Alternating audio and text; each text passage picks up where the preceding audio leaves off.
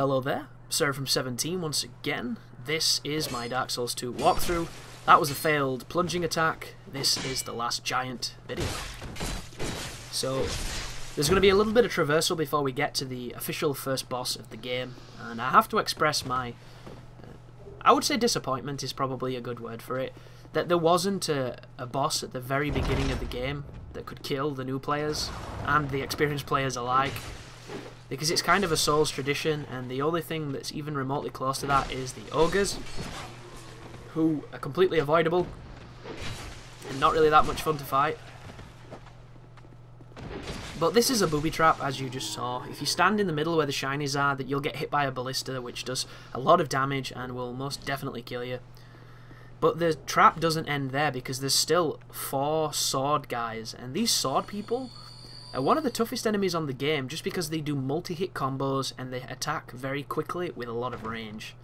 And one of the first major differences between Dark Souls 1 and 2 is the fact that almost every enemy in the sequel has a multi-hit attack. In Dark Souls, a lot of it was one hit.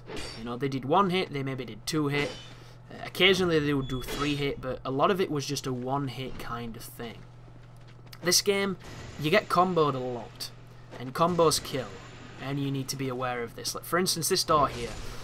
Traditionally, you wouldn't have a key for it, but if you bang on it, the enemies will open it for you, and then you can kill them, and then you can get the rewards of the large Titanite shard, which is very early to get that kind of upgrade equipment, and it's very useful. The problem is, there is a lot of halberd and spear guys in this room, and fighting that many of those enemies this early can be very challenging, which is why I put on the witching urn to kind of thin the numbers. Also in that box was a life ring, which you will not see me equip, because I just don't use items that increase my life all that often.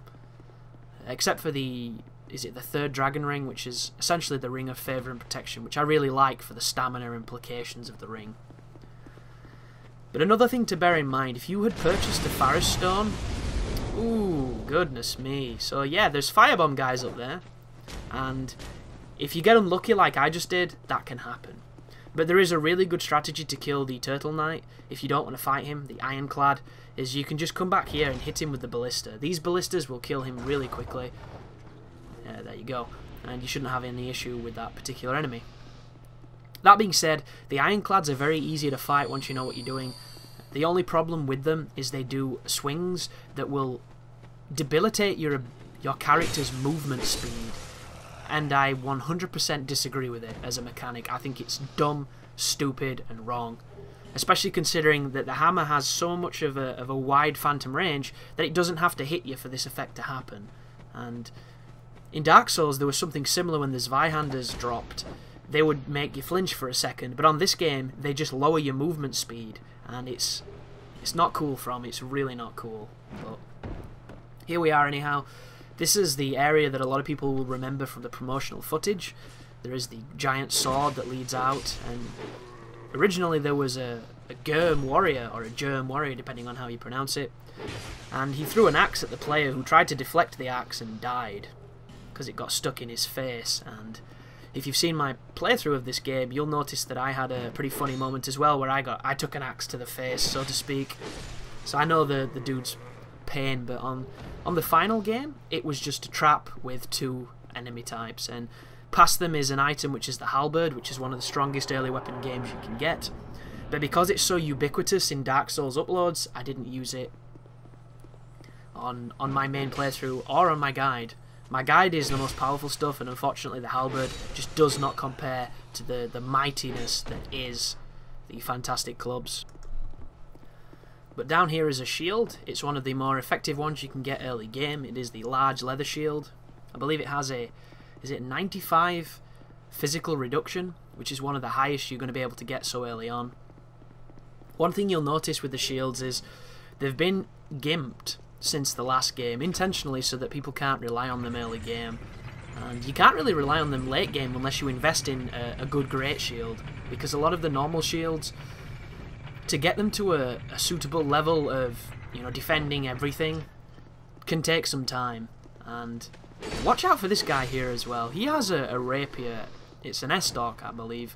and he can parry you, which I've never been parried by him, but I've watched a lot of Dark Souls 2 playthroughs, and everybody gets parried by that guy apparently. Something you'll notice there as well is there was a bit of a jump after I entered the fog gate. For some reason my capture device wasn't capturing for like the first second of the fight, and I don't know why.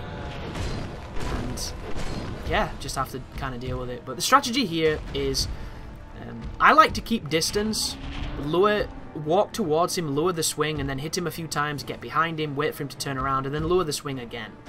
You can stay under him and just lure the stomp and keep doing that, but you need to be careful because this boss has stupid range and stupid splash, because the hitboxes, watch this, hitboxes and AoEs, they hit you when they don't hit you, and it's something that existed in Dark Souls, but Dark Souls 2 takes it to a degree where it becomes a legitimate issue. Like, I think I could count on one hand the amount of attacks on Dark Souls 1 that could do that to you, and I'd committed them to memory so that I would compensate for the fact that they did that. Almost every single ground attack on Dark Souls 2 can hit you when it doesn't hit you, and it's so frustrating. So my advice here is to literally take this boss however you're comfortable in doing it. If you can stand underneath him and you know exactly how to avoid all the right ways, do that. If you want to keep some distance like I'm doing, then do that. And just bear in mind that when I recorded this boss, it was before the patch, so this boss will now do considerably less damage to you when he hits you, which is always an interesting choice. In fact, all of the bosses in this are going to be on the pre-patch version of the game, which should hopefully help a lot of people, because they've lowered HP values, they've lowered a lot of values, which have made the game easier for a lot of people. But that is the end of The Last Giant and the end of the video. So thank you for watching, and you take care now.